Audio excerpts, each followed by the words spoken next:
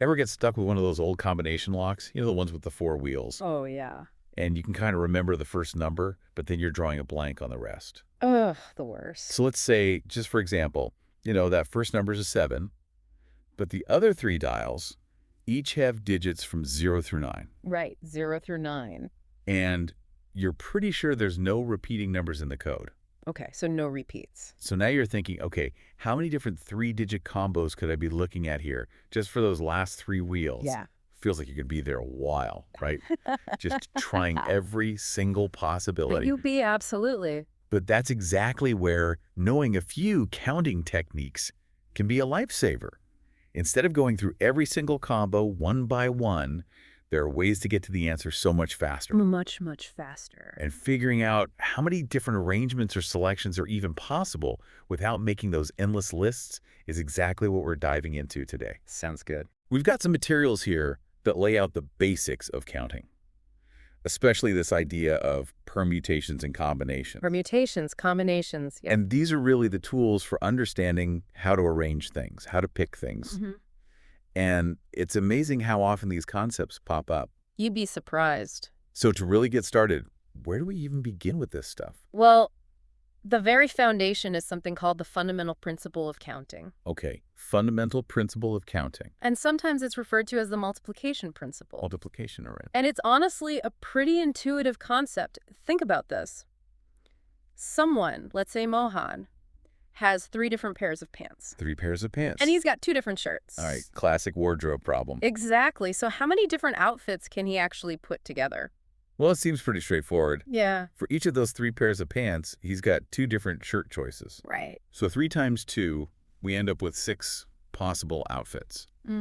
And our material even has this nice visual, like pants 1 can go with shirt 1 or shirt 2, pants 2 with shirt 1 or shirt 2, and so on. It really breaks it down. Really makes it super clear. And it goes beyond just pants and shirts, right? Of course. Let's say we've got Sabnam, who's getting ready for school. She has 2 different school bags, 2 bags. Okay. 3 different tiffin boxes for her lunch, Right. and 2 different water bottles. Okay, so she's got to pick one of each of these.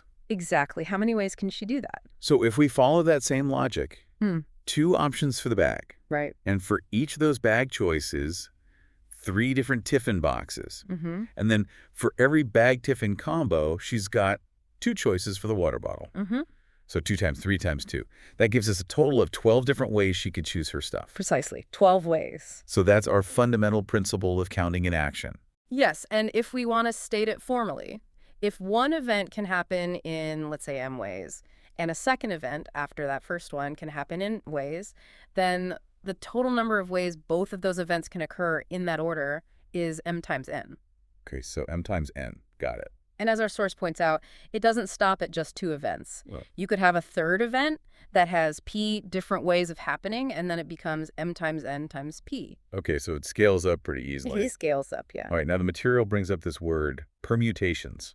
Right. It sounds a bit more, I don't know, technical. Like now we're getting into specific rules about the order of things. And that's exactly it. With permutations, the order absolutely matters. Like, think about example 1, forming 4-letter words. 4-letter words. Using the letters in the word rose. Okay, using rows. But we can't repeat any letters. Okay, no repeats. So how many different 4-letter words can we make? So we've got like these 4 slots to fill in, right, for each letter of the word. And for that first slot, we've got 4 choices, R, O, S, or E. That's right. But once we've used one of those letters, we're down to only 3 choices for the second slot, Correct. then 2 choices for the third, and finally, just 1 option left for that last spot.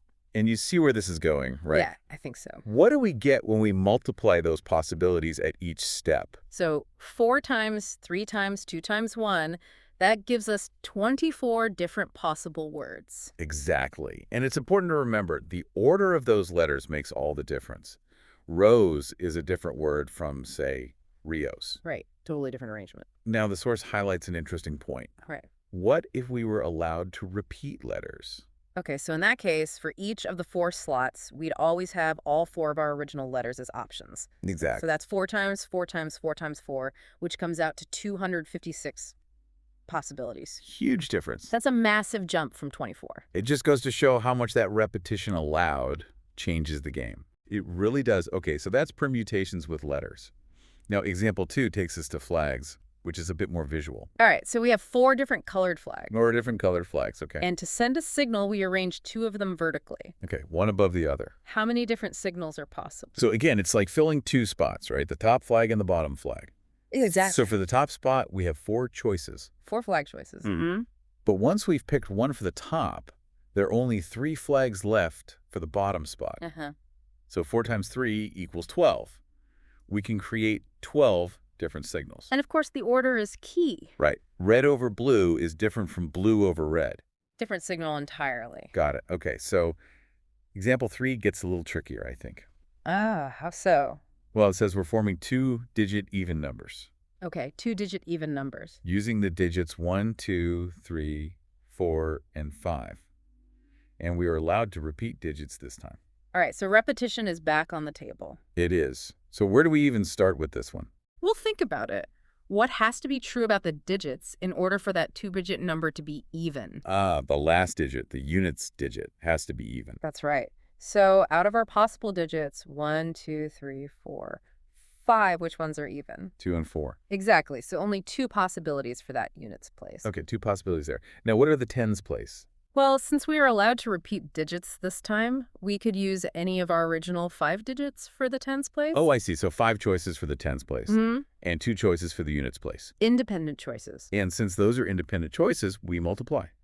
5 times 2, 10 possible even numbers. You got it. All right, now, example 4 kicks things up a notch. Tell me more. It says we have 5 different flags, and we want to know how many signals we can create. Okay, signals again. But this time it says using at least 2 flags. At least 2 flags, huh? So that means we have to consider signals with 2 flags, 3 flags, 4 flags, even all 5 flags. You got it. We need to figure out the number of possible signals for each of those lengths and then add those numbers up. Ah, okay. So let's start with the 2 flag signals. We've got 5 choices for our first flag and then 4 choices for the second, right? Right, so that's 5 times 4, 20 possible 2 flag signals. Exactly. Now, a 3 flag signal, what do we have? So that would be 5 choices for the first, 4 for the second, and then 3 for the third.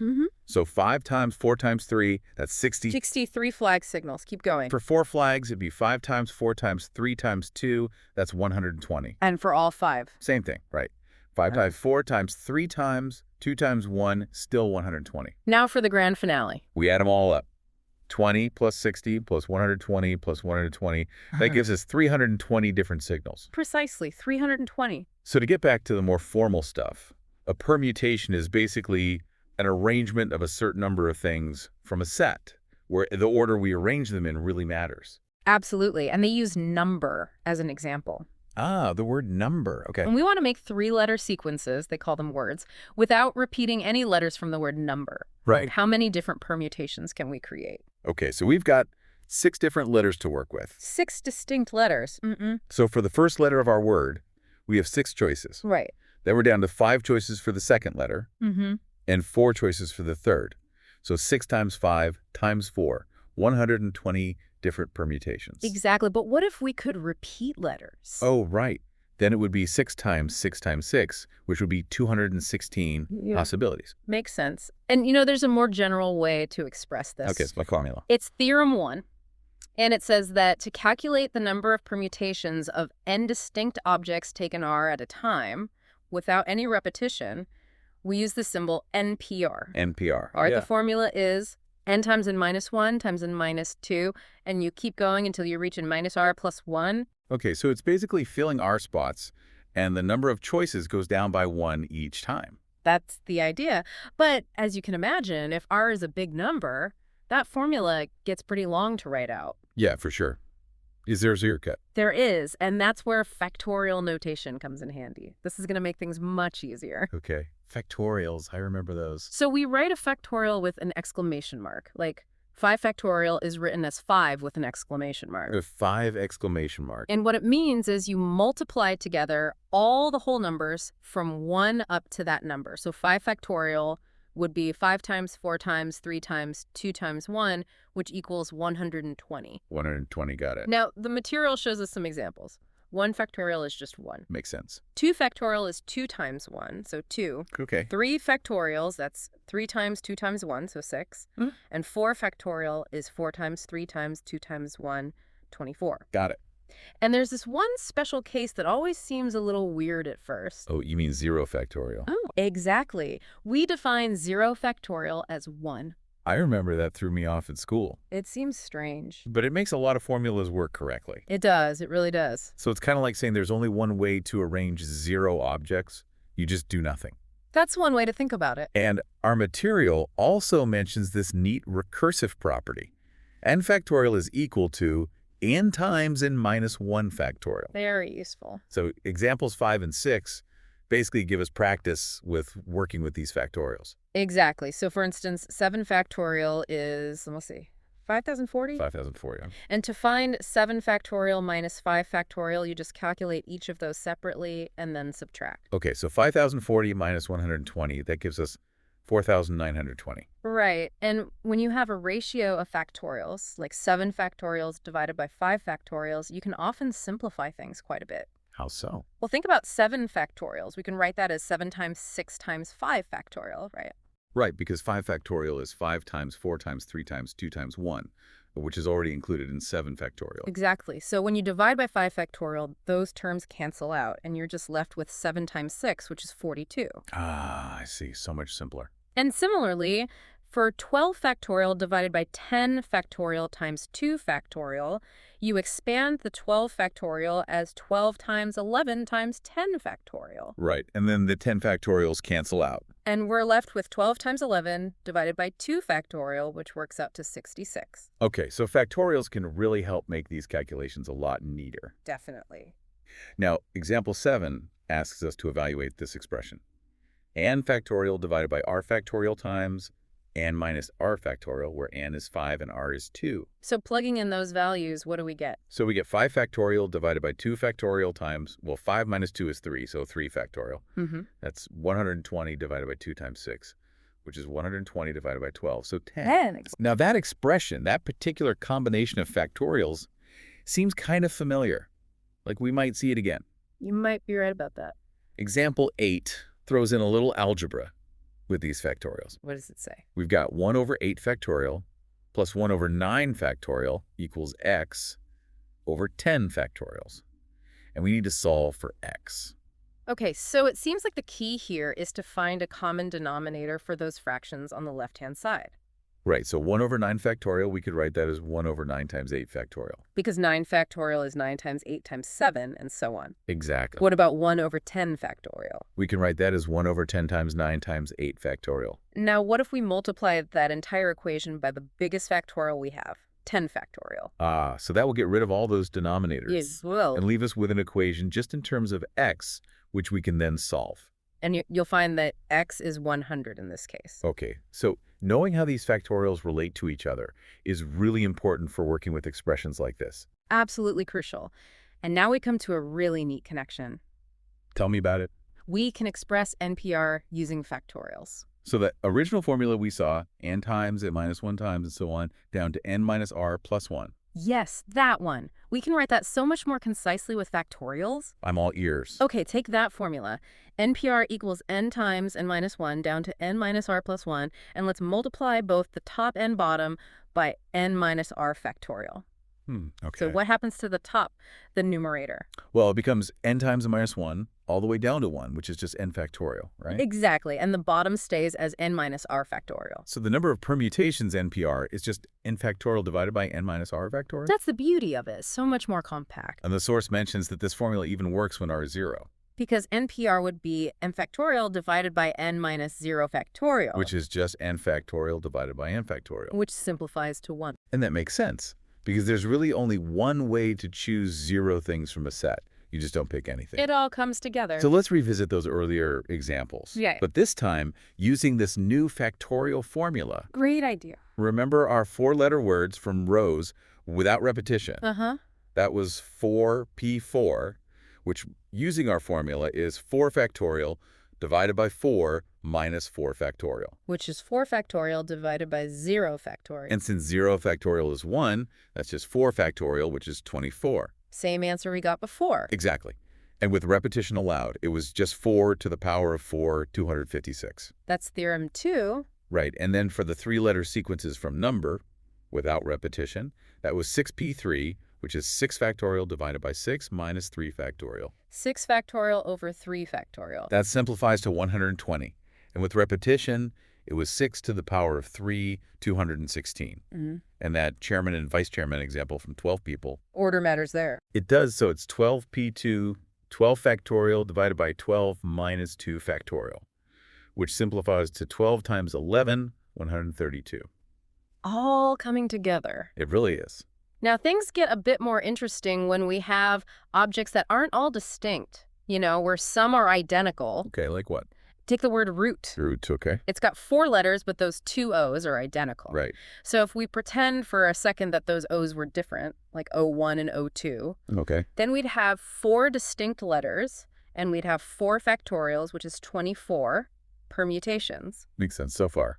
But because the O's are actually the same, swapping their positions in any arrangement doesn't actually create a new permutation. Right. Root is root, whether the O's are switched or not. So for every arrangement we counted with O1 and O2, there's a matching arrangement that's identical when we have just plain O. So we've overcounted, basically. We have, and since we can arrange those 2 O's amongst themselves in 2 factorial ways, Which is just... we divide our initial count by 2 factorials to correct for that overcounting. Ah, I see. So the number of distinct permutations of root is actually 4 factorial divided by 2 factorial. Which is 12. 12, got it. And then we have institute, a bit more challenging. Because there are more repeats. More repeats, yes. It's got 9 letters, with I appearing twice and T appearing 3 times. So how do we handle those repetitions?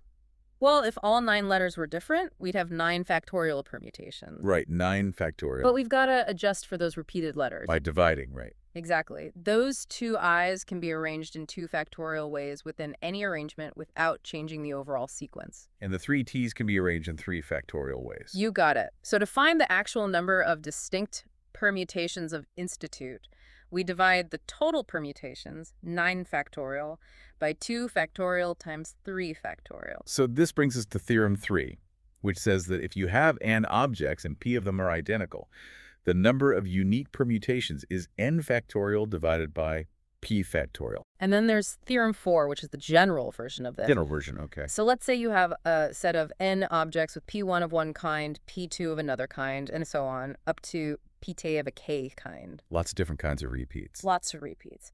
Then the number of distinct permutations of all those n objects is n factorial divided by p1 factorial times p2 factorial, and so on, all the way to pk factorial. Okay, so divide by the factorials of all the counts of each repeated object. Precisely. So example 9 puts this to work with the word Allahabad. Allahabad. Okay, which has 9 letters total.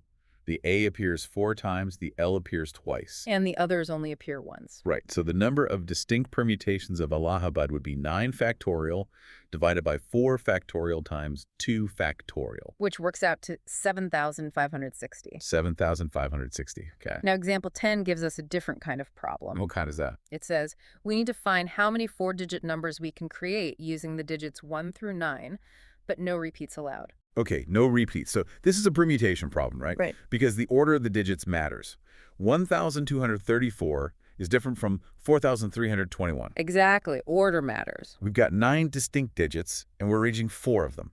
So it's 9p4, right? Right, 9p4, which, using our formula, is 9 factorial divided by 9 minus 4 factorial. Which is 9 factorial over 5 factorial. Which boils down to 9 times 8 times 7 times 6, which is 3,024. 3,024 different 4-digit numbers. Okay, now, example 11 ups the ante a bit, I think. How so? Well, it asks us to find the number of integers between 100 and 1,000, meaning they have to be 3-digit numbers. 3-digit numbers, okay. Using the digits 0, 1, 2, 3, 4, and 5 without repeating any digit. Okay, so no repeats this time. So my first thought was to just calculate 6p3, the total number of permutations of these 6 digits, taken 3 at a time. Makes sense. But then I realized that count includes numbers that start with 0, like 012, which is really just a 2-digit number. Ah, you've got to watch out for those leading zeros. Exactly, so we have to subtract those cases where the 0 is in the hundreds place. So how do we account for those?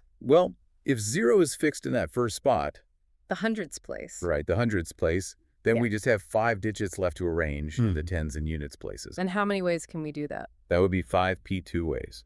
So the total number of valid three-digit numbers is 6p3 minus 5p2. Which comes out to 100. 100 different three-digit numbers. Okay, got it.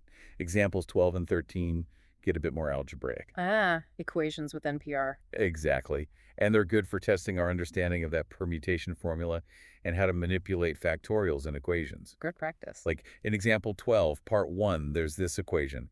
5 times NP3 equals 42 times NP2, and n has to be bigger than 4. So we use our factorial formula for NP3 and NP2, simplify that equation, and then we can solve for n. And you find that n is 10 in that case?